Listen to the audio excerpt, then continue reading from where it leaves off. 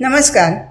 श्री भास्कर अनंत लिमये लिखित सद्गुरू श्री ब्रह्मानंद महाराज बेलधडीकर यांचं चरित्र आपण वाचत आहोत. आज आपण 16व्या प्रकरणाला सुरुवात करतो आहोत. बेलधडीत श्रीरामस्थापना. श्रीमद महाराजांच्या बेलधडीतील मुक्कामातील निरूपणाचा ग्रामस्थ मंडळींवर एवढा जबरदस्त प्रभाव पडला की त्यांनी वर्णिलेली ब्रह्मानंद गुरूंची योग्यता ऐकून ब्रह्मानंद गुरूंविषयी बेलधडी ग्रामस्थांच्या मनात एवढा आदरभाव प्रकर्षाने निर्माण झाला की श्रीमद महाराजांनी बेलधडीहून गोंदवलेला प्रयाण केल्या दिवसापासून सर्व ग्रामस्थ ब्रह्मानंद गुरूंच्या भोवती बहुसंख्येने सतत हजर राहून त्यांच्या आज्ञेत वागून त्यांच्या सर्व कार्याला मनपूर्वक सक्रिय सहाय्य करू लागले.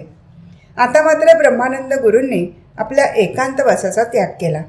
ते जनसंमर्दात राजरोस मिसळू लागले. तसेच आसपासच्या गदग, बेडगिरी, मुळकुंद, लुकुंडी, होंबळ, हंदीगोळ वगैरे गावी वरचेवर संचार करण्यास त्यांनी सुरुवात केली. थोड्याच दिवसात त्यांनी बेलधडी येथे श्री रामनाम सप्ताह उभा केला. त्या सप्ताहासाठी आसपासच्या गावचे त्यांचे अनेक भक्त आले होते. ब्राह्मण भोजनही झालं. त्यानंतर गावोगाव संचार करून तिथे रामनाम सप्ताह उभा करून ब्राह्मण भोजन घालण्याचा त्यांनी सपाटा सुरू केला.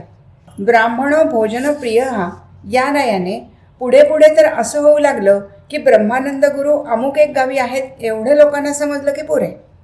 तिथे रामनाम सप्ताह चाललेला असणारच आणि ब्राह्मण भोजन निश्चित चालू असणार या ठाम समजुतीने तिथे ते जात असत आणि नामसप्ताहात भाग घेत असत आणि मिष्टान्न भोजनाने संतृप्त होत असत. या सर्वांचं पर्यवसान ब्रह्मानंद गुरूंची कीर्ती पसरण्यात झालं. त्यांचा शिष्य संप्रदायही फोफावू लागला. त्यांचे लोकसंग्रहाचं कार्य उत्तम रीतीने पार पडू लागलं. भक्तवृंदांकडून बेलधडी इथे आरंभलेल्या श्रीराम मंदिराच्या बांधणीसाठी द्रव्य सहाय्य भरपूर होऊ लागलं. त्यामुळे बांधकामाला आणि एकंदर उभारणीला गती मिळू लागली. एकदा प्रसंग असा निर्माण झाला की मजुरांची मजुरी भागवण्यासाठी 45 रुपये कमी पडत असल्यामुळे ब्रह्मानंद गुरूंनी एका भाविक भक्ताकडे रुपये हातूसने मागितले. त्या भाविकाने आपल्याजवळ फक्त 25 रुपयेच आहेत असं सांगून तात्काळ आणूनही दिलं. पण चमत्कार असा झाला की त्या 25 रुपयातूनच वडारांची मजुरी 45 रुपये ब्रह्मानंद गुरूंनी भागवल्याचं त्या भाविकाला समक्षात दिसून आल्याचं आश्चर्य वाटलं. आता इथे अशी शंका निर्माण होईल की ज्या अर्थी 25 रुपयांचे ब्रह्मानंद गुरूंना 45 रुपये करता आले तर शून्यातून त्यांना 45 रुपये निर्माण करता आले नसते का? आणि जर तसं करणं शक्य होतं तर त्यांनी हातूसने रुपये का मागितले? शंका उथळ आहे. संतांची शक्ती अचाट असते. प्रतिसृष्टी निर्माण करण्याची त्यांची अंगी पात्रता असते. ज्या परमेश्वराच्या कृपाप्रसादाने त्यांना हे ऐश्वर प्राप्त झालेलं असतं त्याच्याशी कृतज्ञ होऊन द्वैतभाव निर्माण करण्याची भावना त्यांच्या मनात कधीही शिवत नाही. उलट त्याचा महिमा कसा वाढेल याच चिंतनात ते सदैव व्यग्र असतात. त्यासाठी ऐहिक सुखात लोलूप होणाऱ्या अज्ञ मानवांना तिकडे आकृष्ट करण्याचं कार्य त्यांना तत्परतेनं करावं लागतं. हे काम स्वतःच्या आचरणाने त्यांना करता येतं.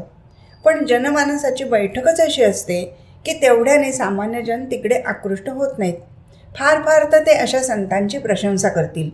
न होऊन त्यांच्या भजनी लागणार नाहीत. अशांच्यासाठीच असल्या चमत्कारांची सदा सर्वदा नव्हे तर प्रसंगोपात्त त्याला कास धरावी लागते असे मानणे चुकीचे होणार नाही. कारण चमत्काराशिवाय नमस्कार नाही असा जणू काही सिद्धांतच बनला आहे. अशा तऱ्हेच्या अगाध लीला यापुढे या चरित्रात वरचेवर येणार असल्यामुळे त्यासंबंधीचा खुलासा माझ्या अल्पमतीप्रमाणे करण्याचं धाडस मी इथं केलं आहे. न्यायासनाचे उच्च स्थान मंडित करणारे फडके या नावाचे एक सद्गृहस्थ गदग इथे राहत होते. ते परमधार्मिक होते. ब्रह्मानंद गुरूंवर त्यांची दृढ निष्ठा होती. त्यामुळे गुरु देखील गदगला गेल्यावेळी त्यांच्याच घरी उतरत असत. वस्तीही करीत असत. सायंकाळी गुरु करत असलेलं रामभजन ऐकून प्रभावित होऊन ब्रह्मानंद गुरूकडूनच अनुग्रह घेण्याचा त्यांचा पक्का निर्धार झाला होता. एकदा अकस्मात गुरु त्यांच्या घरी आल्यावेळी भक्तिपूर्वक वंदन करून त्यांनी आपला मनोदय गुरूंना निवेदन केला. अनुग्रह देण्याची जरी श्रीमंत महाराजांची आज्ञा ब्रह्मानंद गुरूंना झाली होती तरी आपल्या गुरूंचा महिमा वाढावा याच केवळ उद्देशाने ते प्रत्येकाला गोंदवल्याला जाऊन अनुग्रह घ्या असं सांगत असत. त्याला अनुसरून त्यावेळीही त्यांना श्रीमंत महाराजांकडे गोंदवल्याला जाण्यास सांगितलं. त्यावर फडक्यांनीही काहीसे त्रासिकपणे, एवढी त्यांची थोरवी सांगता तर मी असल्या ठिकाणी येऊन त्यांनी मला उपदेश केला तर खरं, असं म्हटलं. हे ऐकून फडक्यांच्या अज्ञानाची कीव करून ब्रह्मानंद गुरूने मंद हास्य केलं आणि तशी तुमची उत्कट भक्ती असेल तर निश्चय करून तुमचे मनोरथ पूर्ण होतील. मात्र नित्यनेमाने श्रीमंत महाराजांच्या पादुकांची पूजा करताना अखंड राम राम असे नामस्मरण चालू ठेवले पाहिजे. शिवाय प्रत्येक गुरुवारी उपोषण केले पाहिजे असं सांगितलं. त्याप्रमाणे त्या दिवसापासून त्यांनी भक्तियुक्त अंतःकरणाने गुरुच्या सांगण्याप्रमाणे करायला सुरुवात केली. सुमारे 2 महिने हा कार्यक्रम चालला असेल. इतक्यात अकस्मात ब्रह्मानंद गुरु फडक्यांच्या घरी गेलेवेळी आपल्या सांगण्याप्रमाणे अव्याहत कार्यक्रम सुरू ठेवला असल्याचं फडक्यांनी त्यांना कळवलं. त्यांच्या भक्तिभावाची खात्री पटताच अनुग्रहाला हे सर्वथा पात्र आहेत असे वाटताच पुन्हा एके गुरुवारी ते फडक्यांच्याकडे आले. फडक्यांनी भक्तिभावाने श्री गुरूंच्या चरणास वंदन केलं आणि मध्यान्ह भोजन आपल्याकडेच व्हावे अशी इच्छा प्रकट केली. ब्रह्मानंद गुरूंनी, आज गुरुवार आहे, दुपारी मी जेवत नाही, सायंकाळी लवकरच श्रीमंत महाराजांची पूजा करून नैवेद्य समर्पण करून भोजन करू असं सांगितलं आणि गुरु बेडगिरीस निघून गेले. त्यांनी इकडे सायंकाळच्या स्वयंपाकाची तयारी चालवली. सूर्यास्त समयी ब्रह्मानंद गुरु बेडगिरीहून परत आले. स्वयंपाकाची सिद्धता झाली असल्याचं पाहून गुरूंनी फडके यांना स्नान करून मुक्ता नेसून येण्यास सांगितलं. गुरूंनी स्वतः एका खोलीत पाट मांडून त्यावर कृष्णाजीन पसरावायला लावून मागे टेकण्यासाठी एक पाट ठेवला. स्नान करून सोळे नेसून तो भक्त येताच तो व त्याची पत्नी यांच्यासह आपण उच्च स्वरात श्रीराम श्रीराम असे नामस्मरण करीत श्री गुरु बसले. अशा प्रकारे 1 तासभर नामस्मरण झाले असेल नसेल तोच पुढच्या दरवाजात खडावांचा आवाज ऐकू आला. त्याचबरोबर जय जय रघुवीर समर्थ अशी मंजूळ गर्जना कानी आली. फडक्यांनी दरवाजांकडे दृष्टी वळवली तोच त्यांना तेजपुंज शरीरधारी अजानुबाहू अशा श्रीमंत महाराजांच्या सुंदर मूर्तीचं दर्शन झालं. तो भाविक आनंदातिशयाने रोमांचित झाला आणि सद्गुरुनाथांच्या पायावर नतमस्तक झाला. ब्रह्मानंद गुरूंनी देखील गडबडीने येऊन प्रेमातिशयाने साष्टांग नमस्कार केला. श्रीमंत महाराज मंद स्मित करीत पूर्वी तयार करून ठेवलेल्या आसनावर विराजमान झाले. ब्रह्मानंद गुरूंनी सुचवताच त्या भाविकाने श्रीमंत महाराजांची भक्तिभावाने पूजा करून आरती केली. त्यांच्या चरणतीर्थाचं प्राशन केलं आणि अत्यंत विनयाने त्यांच्यासमोर हात जोडून तो उभा राहिला.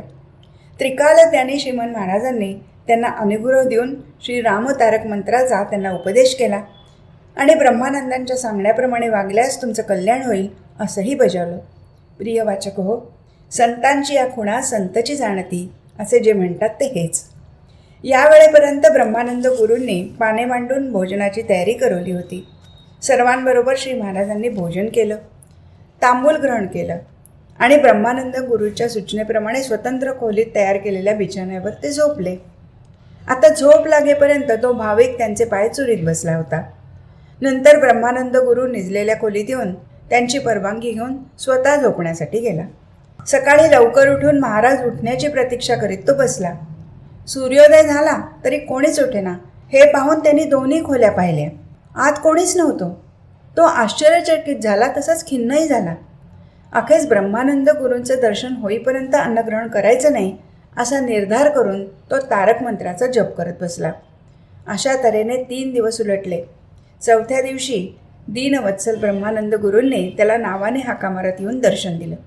त्याचं समाधान केलं आणि दुपारचं भोजन त्याच्या घरी करून ते बेटगिरीस गेले.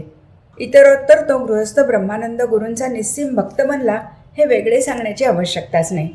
आणि त्याच भाविकाने बेलधडीला प्रारंभ केलेल्या श्री राम मंदिराच्या उभारणीच्या कार्यात प्रामुख्याने द्रव्य सहाय्य केलं. सर्व तऱ्हेची अनुकूलता प्राप्त झाल्यामुळे भक्तजनांच्या सक्रिय सहानुभूतीने बेलधडी येथील श्री राम मंदिराच्या बांधणीचे काम अवघ्या 1 वर्षात पूर्ण झाले. ब्रह्मानंद गुरूंनी श्रीराम, सीता, लक्ष्मण आणि मारुती यांच्या शुभ्र अशा सुंदर आणि मनमोहक मूर्ती करवून आणल्या. मूर्तीच्या प्रतिष्ठापनेसाठी श्रीमंत महाराजांना बोलावून आणायचं ठरताच त्या गावातील जहागीरदारांपैकी 2 आसामींना गोंदवल्याला धाडून दिलं. श्रीमंत महाराजांना आणण्यासाठी तेथून निघालेले ते दोघे माणगंगातीरी वसलेल्या गोंदवले क्षेत्री येऊन पोचले. श्रीमंत महाराजांच्या दर्शनाने पुनीत झाले. त्यांना साष्टांग नमस्कार करून ब्रह्मानंद गुरूंची विनंती आणि प्रतिष्ठापना महोत्सवाची सिद्धता त्यांनी श्रीमंत महाराजांना निवेदन केली. त्यावर श्रीमंत महाराजांनी हसतमुखाने आपला संतोष व्यक्त केला, त्यांना आशीर्वाद दिला आणि लवकरच निघूया असं अभिवचन देऊन ते समाधान केले. 7-8 दिवस झाले. दररोज स्नान, वारंवार उपहार, मिष्टान्न भोजन अशा प्रकारे थाटाच्या सत्कारात त्यांचा काल चालला होता. सद्गुरुनाथांचा तो अवाढव्य विश्वप्रपंच, जनता जनार्दनावरील त्यांचं अकृत्रिम प्रेम पाहून बेलदळीकर पाहुणे अगदी स्तिमित झाले होते. श्रीमंत महाराजांच्या प्रेमरज्जूंनी ते इतके जखडले गेले होते की आपण श्रीमंत महाराजांना बेलदडीच बोलावून घेऊन जाण्यास आलो हो हेच मुळी ते विसरून गेले होते आणि आनंदाने त्यांच्या सान्निध्य सुखाचा उपभोग घेत राहिले होते. 2 महिने होऊन गेले तरी बोलावण्यासाठी गेलेल्या लोकांकडून काहीच वार्ता न कळल्यामुळे ब्रह्मानंद गुरूंनी पुन्हा एकाला गोंदवलेला पाठवलं. ब्रह्मानंद गुरूंनी प्रतिष्ठापना महोत्सवासाठी काशी, बडोदा, पुणे वगैरे ठिकाणच्या आपल्या परिचित पंडितांना अगोदरच बोलवल्याप्रमाणे ते सर्व येऊन दाखल झाले होते.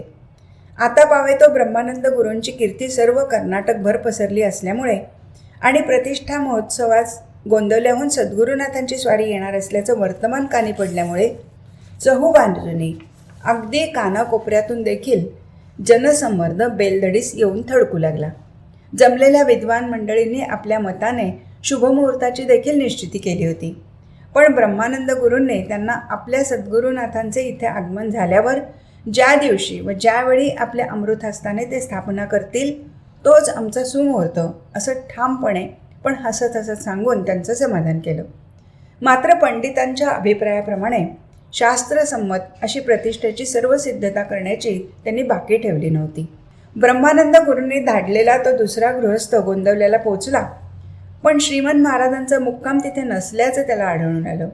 चौकशी अंती जवळच असलेल्या म्हसवड येथील भक्ताच्या आग्रहावरून श्री रामनवमी उत्सवासाठी ते गेले असल्याचं त्यांना समजलं. तोही गृहस्थ म्हसवडला जाऊन श्रीमंत महाराजांना भेटला. साष्टांग नमस्कार करून श्री रामप्रतिष्ठापनेसाठी बेलदडीला येण्याचे करावं असं त्यांनी श्रीमंत महाराजांना विनंती केली. त्याचा तो आदरभाव पाहून लगेच दुसऱ्या दिवशी निघण्याचा त्यांनी निर्धार करून शिष्यांना सर्व तयारी करण्याची आज्ञा केली. बेलदडीत जाण्याचं निश्चित झाल्याचं ऐकून आमंत्रणात मागाहून आलेल्या त्या गृहस्थाला अत्यानंद झाला आणि ही आनंदाची वार्ता तारेने त्याने ब्रह्मानंद गुरूंना कळवली. ठरल्याप्रमाणे दुसऱ्याच दिवशी श्रीमंत महाराज शेकडो शिष्यांसमवेत म्हसवडून निघाले आणि मन्मथनाथ संवत्सरातील चैत्र महिन्याच्या शुद्ध चतुर्दशीस बेलदोडीला येऊन पोचले. त्यांच्या समवेत आलेल्या शिष्य परिवारात हरदा, इंदूर, गोंदवले वगैरे गावच्या शिष्यांचा भरणा बराच होता. बेलदडीच्या ग्रामस्थांचा उत्साह काय वर्णावा. त्यांनी तोरणे बांधून सर्व गाव सजवला होता. श्रीमंत महाराजांचं आगमन होताच गावचे लोक त्यांना सामोरे गेले आणि वाद्यघोषात अतिथाटाने त्यांना मिरवीत आणलं. मुळात बेलदडी गाव लहान असलं तरी मिरवणुकीत सर्व लोक सामील झाले असल्यामुळे पाहावे तिकडे लोकच लोक दिसत होते. श्री रामघोष अखंड चालू होता. प्रतिष्ठेच्या आदल्या दिवशी श्रीमंत महाराजांच्या नेतृत्वाखाली द्विजवृंदांनी समारंभपूर्वक मूर्तीसह मंडपात प्रवेश केला. नंतर मूर्ती उंच शिलातलावर ठेवण्यात आल्या. श्रीमंत महाराजांनी जमलेल्या झाडून सर्वांना मूर्तीला स्पर्श करण्याची अनुज्ञा दिली. हे ऐकून शूद्रादी लोकांना अत्यानंद झाला. त्या मनमोहक मूर्तीला हस्तस्पर्श करून प्रत्येकजण आनंदभरीत तर झालाच, पण स्वतःबद्दल त्या प्रत्येकाला धन्यता वाटल्याशिवाय राहिली नाही. असल्या लोभस मूर्तींची अचूक पारख करून त्या आणल्याबद्दल सर्वांनीच ब्रह्मानंद गुरूंची मुक्तकंठाने प्रशंसा केली. इकडे द्विजवर्यांनी स्वस्ती पुण्याह वाचनापासून प्रतिष्ठापनेच्या कार्याला प्रारंभ केला. तत्पूर्वी कराव्या लागणाऱ्या जलाधिवास, शय्यादिवास आदी सकल क्रिया विधीपूर्वक यथासांग पार पडल्या. श्री शके 1817 मन्मथनाथ संवत्सराच्या चैत्र महिन्याच्या कृष्ण द्वितीया या दिवशी गुरुवारी शुभमुहूर्तावर श्री समर्थ सद्गुरू श्री ब्रह्मचैतन्य महाराजांच्या अमृत हस्ताने श्री सीता, श्रीराम, श्री लक्ष्मण व श्री मारुती या मूर्तींची प्रतिष्ठापना मोठ्या थाटाने पार पडली. विद्वान पंडितांच्या वेदघोषाने, जनता जनार्दनाच्या जय जयकाराने, शहनाई, भेरी, वाजंत्री, ढोल, चौघडा वगैरे सारख्या मंगलवाद्यांच्या निनादाने आणि मधून मधून होणाऱ्या शिंगाड्याच्या ललकाऱ्यांनी दशदिशा दुमदुमून राहिल्या. अपरिमित ब्राह्मण भोजन झालं. अंत्यजापासून सर्व जातीच्या लोकांना यथेच्छ अन्नदानानं तृप्त केलं. ब्रह्मानंद गुरु बारीक नजरेने हेरून केव्हाही कसलीही अडचण भासू नये अशी तयारी जातीने लक्ष घालून करत असत. दंतधावनास राखुंडी, स्नानास तेल, ऊन पाणी, शिकेकाईपासून त्यांनी तयारी ठेवली होती. आणि असे करून केवळ कौपिन धारण करणारे लोक देखील राजे महाराजा यांच्या हातून होणार नाही असं कार्य लीला मात्रे करतात हे जगाच्या निदर्शनाला ब्रह्मानंद गुरूंनी आणून दिलं. कौपिनवंतः खलु भाग्यवंतः हे आचार्यांचे वचन खोटे कसे होणार. श्री ब्रह्मानंद गुरूंनी समारंभाची केलेली कडेकोट व्यवस्था आणि काम करण्याची आणि करवून घेण्याची शिस्त वाखाणण्यासारखी होती. श्रीमन महाराजसुद्धा संतोष पावले आणि त्यांनी आपल्या प्रिय शिष्याचे मनःपूर्वक कौतुक केलं आणि ब्रह्मानंदांच्या म्हणण्याप्रमाणे वागलात तर तुम्ही पण त्यांच्यासारखे श्री रामरायाच्या कृपेला पात्र व्हाल असं सर्व लोकांना त्यांनी आवर्जून सांगितलं. श्रीमन महाराजांचं निरूपण दररोज होत असे. त्यावेळी त्यांचे सुंदर वादरूप व मनाची पकड घेणारं उद्बोधक निरूपण ऐकून सर्व लोक आनंद सागरात बुडून जात असत. अशा तऱ्हेने रामनामाचा बोध करून सर्वांना त्यांनी सन्मार्ग पथावर नेऊन सोडलं. या अल्पावधीत असंख्य लोकांनी श्रीमन महाराजांकडून अनुग्रह घेतला. संसार हा एक भवरोगच आहे. रोग म्हटला की दुःख आलेच.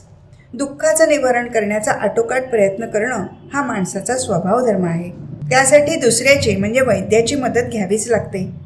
पण भवरोगाच्या निवारणार्थ साध्या वैद्याने भागत नाही तर त्याला जबरदस्त मांत्रिकच लागतात. श्रीमन महाराज हे जबर पण कुशल मांत्रिक होते. त्यामुळे प्रपंचातील अडीअडचणीच्या निवारणार्थ लोकांच्या झुंडीच्या झुंडी तिथे जमत असत. पण श्रीमन महाराज मात्र कुशलतेने त्या कटकटीतून मुक्त होण्याचा उपाय सांगून त्यांना श्री रामभजनी लावत असत. ही झाली सामान्य जनांची गोष्ट. मोठमोठ्या पंडितांच्या शंकांचं समाधान तर ते प्रापंचिक व्यवहारातील दाखले देऊन करत असत. एकदा सायंकाळचं निरूपण चाललं असताना काही पंडितांनी मरणसमयी मानवाला श्री रामनामाचं स्मरण कसं होणार, कारण मानव त्यावेळी त्रिदोष प्रकोपाने अत्यंत व्यथित होतो आणि परिणामी त्याचा स्मृतिभ्रंश होतो. मग अशा कठीण प्रसंगी नामस्मरणाची आठवण कशी होणार असा प्रश्न करून प्राणप्रयाण समये कफवात पित्तम कष्टावरोधन विधो स्मरणम कुतस्ते हे वचनही त्यांनी श्रीमन महाराजांना ऐकवलं. श्रीमन महाराजांनी नुसतं मंदस्मित केलं आणि पंडितांना उद्देशून ते म्हणाले, तुमचा प्रश्न योग्य आहे. आता असे पहा, गर्भवती स्त्री 9 मास पूर्ण झाल्यानंतर प्रसवकाली अपार अशा प्रसव वेदना अनुभवित असताना देखील भावी शिशूचं गोजिरं मुख कसं आणि केव्हा पाहायला मिळेल याची जागृती त्या स्त्रीच्या मनात जशी घर करून असते, त्याचप्रमाणे अति दुःखदायक अशा मरणसमयी देखील नामात निष्ठा असलेल्यांच्यात नामस्मरणाची जागृती कायम वास करून असते. अशा तऱ्हेने प्रश्नाची उकल करून त्यांनी सर्वांचे समाधान केले. प्रतिष्ठापना महोत्सव यथासांग पार पाडून श्रीमन महाराजांनी शिष्य परिवारासह गोंदवलेला प्रयाण केलं. निघण्याच्या वेळी बेलधडी गावातील सर्व देवालयांचा जीर्णोद्धार करण्याची त्यांनी ब्रह्मानंदांना आज्ञा केली. ब्रह्मानंद गुरूंनीही सद्गुरुनाथांच्या आज्ञेप्रमाणे त्या गावातील श्री मारुती, श्री शंकर, श्री देवी आदी सर्व देवालये सुंदर बांधून घेतली. श्री रामरायाच्या देवळाजवळ जागा देऊन दरवर्षी उत्सवादी कार्याच्या वेळी उपयुक्त ठरेल अशी एक उत्तम धर्मशाळा बांधवली. तिथेच एक विहीरही खोदवली. उत्सवाला 10,000पर्यंत लोक जमले तरी स्वयंपाकाला पुरतील अशी मोठमोठी भांडी, तपेली, हांडे, टोप वगैरे घेतली. एवढंच नव्हे तर विळी, किशणी, पहार, पाट्या, वरवंट्यापासून सर्व उपकरणांचा भरपूर संग्रह केला. संस्थान दरबारी उत्सव प्रसंगी पालखी, छत्र, चामर, तोरण, अब्दागिरी वगैरे ऐश्वर्याचा अवलंब करण्यात येतो. त्याप्रमाणे ती उपकरणं तयार करून घेऊन श्री रामसंस्थानाचं ऐश्वर त्यांनी वाढवलं. उत्तम रथ आणि वाहनेही तयार करून घेतली. श्री रामरायाच्या त्रिकाळ पूजेची व्यवस्था केली. भजन, आरती नित्यनेमाने करायची उपासना क्रमपद्धती घालून दिली. श्री समर्थ संप्रदायातील आराधना पद्धतीचं सर्वांना ज्ञान करून दिलं. आपण स्वतः त्याप्रमाणे वागून दाखवून त्याचं अनुकरण करू इच्छिणाऱ्यांच्या मनातील भक्ती मार्गाची अभिरुची श्री गुरूंनी वाढील लावली. श्री सद्गुरू ब्रह्मानंदार्पणमस्तु. प्रकरण 17. आराधना पद्धती नियमावली. बेलधडीत श्री राममंदिराची स्थापना तर झाली, पण नुसती स्थापना केली म्हणजे भागत नाही. प्रत्येक देवतेचा वर्षाकाठी एक तरी उत्सव असतोच. श्री रामदेवतेचा उत्सव म्हणजे जन्मोत्सव. त्याची सुरुवात चैत्र शुद्ध प्रतिपदेसून समाप्ती दशमीस होत असते. त्या उत्सवाची सुरुवात ब्रह्मानंद महाराजांनी थाटाने करून दिली. ती अव्याहत आज तागायत चालू आहे. श्री रामनवमीच्या जन्मोत्सवास सुरुवात होताच प्रतिवर्षी 4-5 हजारापर्यंत लोक जमू लागले. उत्सवात वेदपारायण, पुराण, कीर्तन, निरूपण आदी कार्यक्रमास सुरुवात झाली. दररोज पालखी काढण्यात येऊ लागली व वाहनेही निघू लागली. कितीही जनसमुदाय जमला तरी कोणत्याही तऱ्हेची गैरसोय होऊ नये म्हणून ब्रह्मानंद गुरूंनी कामाची वाटणी केली आणि कोणी कोणते काम करायचे याचा निरख घालून दिला. त्यामुळे व्यवस्थेत तिळमात्र उणीव भासत नसे. नामघोष अहर्निश कानावर पडत असे. सकाळी 11 वाजता नैवेद्य व आरती व्हायचीच व 12 वाजता पहिली पंगत बसायचीच असा जो पायंडा पडला तो अद्याप टिकून आहे. हनुमान जयंत्योत्सव, रामसिंहासनोत्सव, गुरुपौर्णिमा उत्सव, प्रोष्ठपदी उत्सव, दासनवमी उत्सव वगैरे उत्सवांची सुरुवात ब्रह्मानंद गुरूंनी करून दिली.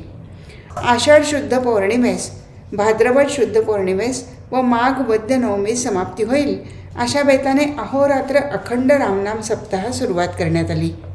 देवळाच्या जवळ असलेल्या मारुतीच्या देवालयापुढे चौघड्यासाठी जागा बांधण्यात आली व दररोज प्रातःकाळी आणि सायंकाळी न चुकता चौघडा वाजेल अशी कायम स्वरूपाची व्यवस्था करण्यात आली. श्री रामरायाच्या नित्य त्रिकाल होणाऱ्या पूजेच्या वेळी ताशा वाजंत्री वाजवण्याची व्यवस्थाही त्यांनी केली. त्रिकाळ पूजेच्या वेळी छत्र, चामर वगैरे राजैश्वर्य यांचा उपयोग करण्याचा नेम केला. गावाच्या उत्तरेला पण जवळच एक सुंदर दगडी तळं बांधण्यात आलं. येथून रामतीर्थ असं त्याचं नाव ठेवण्यात आलं. त्या तळ्याच्या काठावर असलेल्या शमीच्या वृक्षाखाली पादुकांची स्थापना करण्यात आली असून उत्सव प्रसंगी निघणारी पालखी, वाहन, रथ तेथपर्यंत नेण्याची प्रथा सुरू झाली. तशीच ती अद्याप चालू आहे. बेलदडी गाव लहानसं खेडं खरं, पण तेच आज पुण्यक्षेत्र बनलं आहे. पूर्वी तेथील लोकांना अभंग म्हणण्याची किंवा भजन करण्याची बिलकुल सवय नव्हती. ब्रह्मानंद गुरूंच्या कृपेने याची गोडी त्यांना लागली. ब्रह्मानंद गुरूंनी घालून दिलेली पद्धती रामदासी पद्धती होती, पण त्यातील अभंग, पदे, स्तोत्रे ही महाराष्ट्र भाषेत असल्याने भाविकांना म्हणण्यासाठी अडचण भासू लागली. म्हणून त्यांनी ब्रह्मानंद गुरूंना त्या तऱ्हेच्या उपासना पद्धतीचं एक पुस्तक छापण्याचा आग्रह सुरू केला. ब्रह्मानंद गुरूंनीही असा विचार केला की खरोखर जर पुस्तक छापवलं तर त्याच्या साहाय्याने श्री समर्थ संप्रदायाचा तसंच श्री रामरायाच्या भक्तिमार्गाचा लोकात व्यवस्थित प्रसार होईल. त्याप्रमाणे त्यांच्या हातून आचरण घडू लागेल. साहजिकच सन्मार्ग प्रवृत्तीकडे ते झुकतील. एवढ्यासाठी त्यांनी पुस्तक छापण्यास संमती दिली आणि देवस्थानाशी संबंधित अशा सर्व नियमांसह श्री रामसंस्थान बेलदडी भजनी पद्धती या नावाचं पुस्तक त्यांनी छापवून घेतलं. ब्रह्मानंद गुरूंनी छापवून तयार केलेलं पुस्तक मुळातून वाचणं आणि ते आचरणात आणणं केव्हाही श्रेयस्कर. तथापि त्यातील मुख्य महत्त्वाच्या भागांचं दिग्दर्शन करणं अप्रासंगिक होणार नसल्याने ते इथे नमूद करण्यात येत आहेत. श्री ब्रह्मानंद गुरूंनी घालून दिलेले खालील नियम सर्वसामान्यपणे सर्वांनाच उपयुक्त आहेत. साधक मुमुक्षूंच्या दृष्टीने तर ते श्रेष्ठतम ठरतील यात शंका नाही. श्री समर्थ भक्तांनी पहाटे 3 वाजता उठावे. मुखमार्जन करून इष्टदेवतेची मानसपूजा करावी. श्री गणेश, श्रीराम, श्री मारुती, श्री शंकर, श्री समर्थ रामदास, श्री सद्गुरू यांचं स्मरण करावं आणि 1 तासभर कोणाशीही न बोलता श्रीराम श्रीराम असं एकचित्तानं म्हणत बसावं. त्यानंतर बहिर्दिशेत जाऊन यावं. स्वच्छ हातपाय धुवून राम राम असं तोंडाने म्हणत स्नान करावं आणि देवळात जावं. तोपर्यंत काहीरी मानसपूजा संपवून देवळात थोडंसं पाणी शिंपडून ते झाडावं. नंतर ते सारवून रांगोळी घालावी. इतकी सिद्धता झाल्यावर देव झोपलेल्या मंदिराच्या जवळ येऊन सर्वांनी उभ्याने उठी उठी बा रघुनाथा ही भूपाळी सुस्वर कंठाने म्हणावी. देवाचं शयनघर स्वतंत्र असल्यास त्या दरवाजासमोर वरील भूपाळी म्हटली पाहिजे. त्यानंतर शेषघरचा दरवाजा उघडून सर्वांनी श्री रामरायाचं दर्शन घेऊन साष्टांग नमस्कार घालावा. नंतर गाभाऱ्याचा दरवाजा उघडून देवाला देवालयात न्यावे. त्यानंतर राम सर्वांगी सावळा हा अभंग म्हणून स्तोत्रपाठ म्हणावा. हा विधी उरकेपर्यंत पुजारी देवाची यथासांग पूजा उरकून नैवेद्य दाखवून मंगल आरती करतील व तुपात भिजवलेले काकडे सर्वांस देतील. मग सर्वांनी श्री रामरायाची काकड आरती करावी. श्री रामचंद्राची काकड आरती केल्याने महापुण्य लागते, म्हणून ती कोणीही चुकवू नये. काकड आरती झाल्यावर श्रीराम श्रीराम म्हणत देवाला 11 प्रदक्षिणा घालून साष्टांग नमस्कार घालावा आणि तीर्थप्रसाद घेऊन जावे. त्यानंतर स्नान न झालेल्यांनी स्नान संध्या करून देवालयात जावे. देवाची पूजा करून प्रदक्षिणा नमस्कार घालून श्रीमद भगवद्गीता, विष्णू सहस्रनाम, अध्यात्म रामायण, रामसहस्रनाम, रामगीता, रामहृदय वगैरेचे यथाशक्ती पारायण करावे. नंतर उपदिष्ट जप असेल तर 5000 जप करावा. उपदिष्ट जप नसेल तर श्रीराम श्रीराम असा 5000 जप करावा. त्यानंतर थोडा उपहार घ्यावा व नंतर मुखाने राम राम म्हणत प्रपंचातील कामे 12 वाजेपर्यंत करावी. त्यानंतर श्रीरामाची मध्यान्ह पूजा करावी. नैवेद्य दाखवून आरती करावी. आरती करताना श्री गणेश, श्रीराम, श्री शंकर, श्री गोपालकृष्ण, श्री मारुती, श्री रामदास, श्री सद्गुरू अशा क्रमाने आरत्या म्हणून तीर्थ घ्यावे. त्यानंतर घरी आलेल्या अतिथी अभ्यागत यांच्या समवेत मुखाने राम राम म्हणत भोजन करावे. भोजनोत्तर वामकुक्षी करण्यापूर्वी तांबूल भक्षण करावा. तेव्हासुद्धा मुखाने राम राम म्हणतच असावे. त्यानंतर पुन्हा 3 तासपर्यंत प्रपंचातील कामे करावी. मुखाने रामनाम चालूच ठेवावे.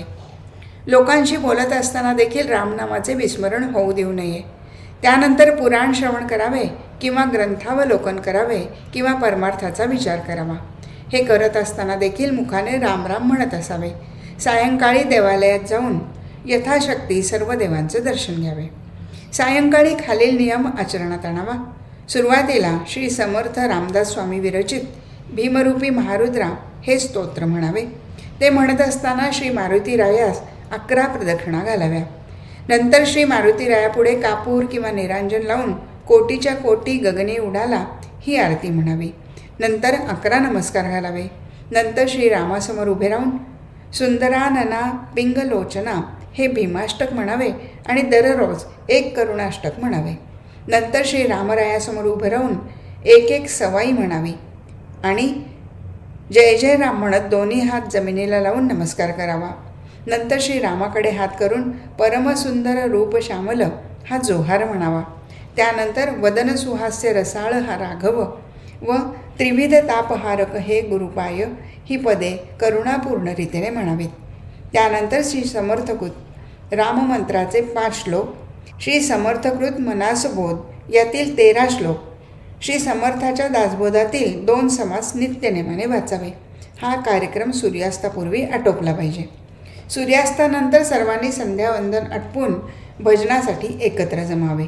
महत्त्वाची कामे असणाऱ्यांनी भजनात येण्यास उशीर झाल्यास, अगर अजिबात येता न आल्यास त्यांनी हळहळ व्यक्त करून रामा अपराधाची क्षमा कर म्हणून प्रार्थना केली पाहिजे. एकदा का भजनाला सुरुवात झाली की ते संपेपर्यंत कितीही जरुरीचं काम असलं तरी मध्ये कोणाशीही बोलू नये.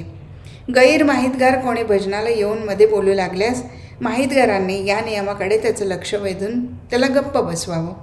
भजन संपल्यावर अवधी असल्यास परमार्थासंबंधी चर्चा करण्यास हरकत नाही. या वेळेपर्यंत पुजाऱ्यांनी देवाची सायं पादपूजा संपवून आरती लावावी. दुपारप्रमाणे श्री गणपती, श्रीराम, श्री शंकर, श्री गोपालकृष्ण, श्री मारुती, श्री रामदास, श्री सद्गुरू या क्रमाने आरत्या म्हणाव्या. त्यानंतर अष्टावधान, ब्रह्मस्तुती, श्री समर्थ रचित स्तोत्रपाठ म्हणून शेजारती करावी.